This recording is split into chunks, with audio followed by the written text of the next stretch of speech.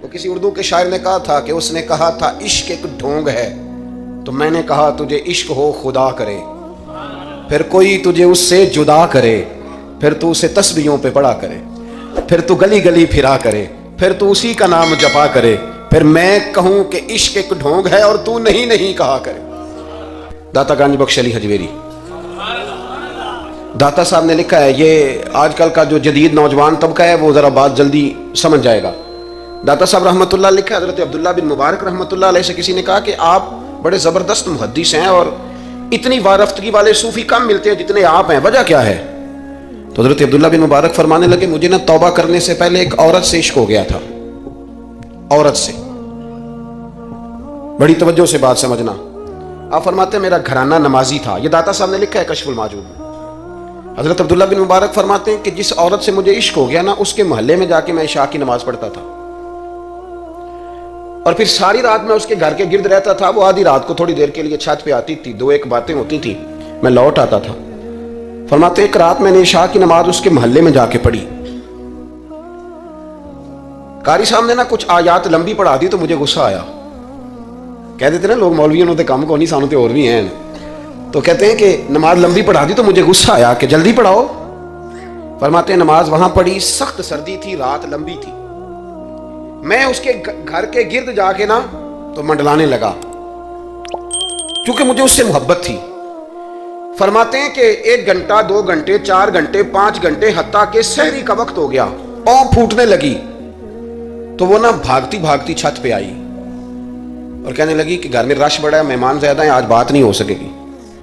कहते ये लफ्ज कहते वो नीचे उतर गई। जब मैं वहां से वापस निकला तो फजर की अजान शुरू हो गई। यूं समझ लें कि 13 घंटे 14 घंटे बीत गए। हजरत अब्दुल्ला बिन मुबारक फरमाते हैं अचानक ना मैंने अपने दिल पे तवज्जो की, सारी रात वो आई नहीं थी पर मुझे उस पर गुस्सा भी कोई नहीं आया, मुझे वो बुरी भी नहीं लगी। सारी रात उसने खड़ा रखा लेकिन मेरे दिल से उतरी भी नहीं। कोई नहीं समझ आई आपको मेरी बात? फरमाते हैं कि फिर मैंने अपने दिल पे तवज्जो की तो मुझे समझ आई कि मुझे उससे खरा प्यार है, सच्चा प्यार है। यानी उसने आधा जुमला कहा कि मैं मजबूर हूं, तो मैंने उससे मजीद ना कसम उठवाई ना गवाह मांगे, मैं उसकी वो मजबूरी भी फौरन ही मान गया।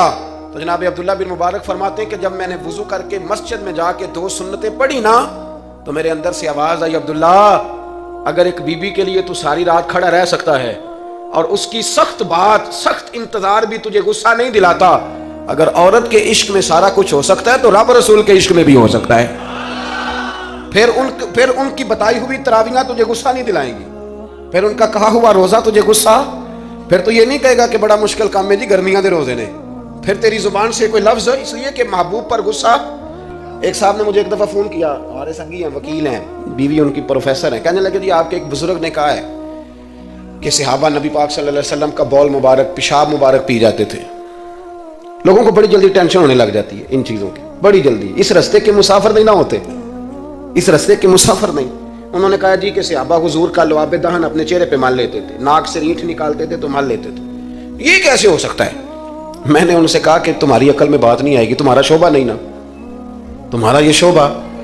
कहने लगे आप समझा दें। तो मैंने कहा भाई सुनो, आपकी बीवी अमीर खानदान से है, हमारी बच्चियां जो पढ़ी लिखी होती हैं ना अमीर खानदान से होती हैं, ये जब किसी के घर जाती है ना तो उनका बच्चा पेशाब कर दे तो इन्हें बड़ी बदबू आती है, और अगर वो कह कर दे तो ये भी कह करने लग जाती हैं। होता है कि नहीं होता? और घर आके कहती हैं वो बड़े जाहिल हैं, सफाई नहीं करते।